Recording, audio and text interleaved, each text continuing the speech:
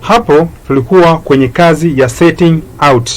Mimi pamoja na huyo fundi unayemuona hapo tulikuwa tunafanya kazi ya setting out, au tunaweza kusema kuseti kamba msingi, kutoa vipimo kutoka kwenye ramani, kwa maana kwamba kwenye makaratasi na kuweka ardhini ili shughuli ya ujenzi iweze kuendelea.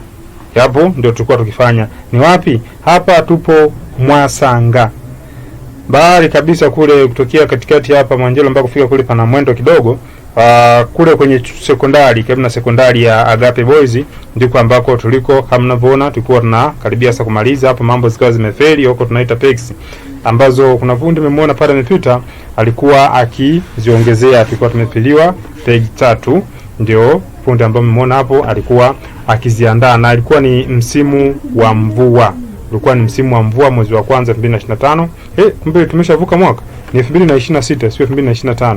Na hilo ndilo eneo, na hayo mawe unayoona yatatumika kujenga, na ule mchanga ni kwa ajili ya kuweza kujengea hili eneo.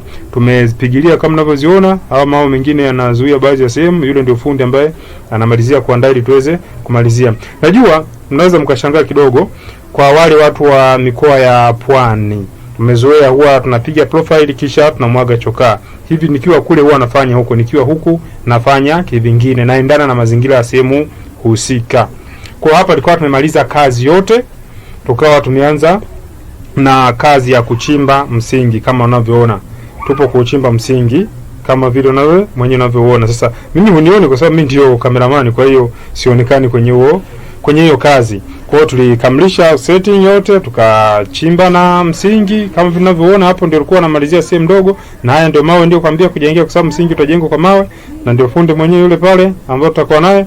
Na hii niweza kuonyesha kwamba ni kazi ambayo tuliweza kuifanya tuko watu wawili, licha kwa nyumba ilikuwa ni kubwa kiasi, lakini hatua ndio ifikia hapo tulipokamilisha. Hatua inayofuata sasa, ambayo siku inafuata hapo ninavyomuona fundi anaficha vifaa, maana nataka tuondoke, nitawaletea video ya kuonyesha tulivyokuwa tumeanza kujenga msingi. Ni hayo tu kwa leo.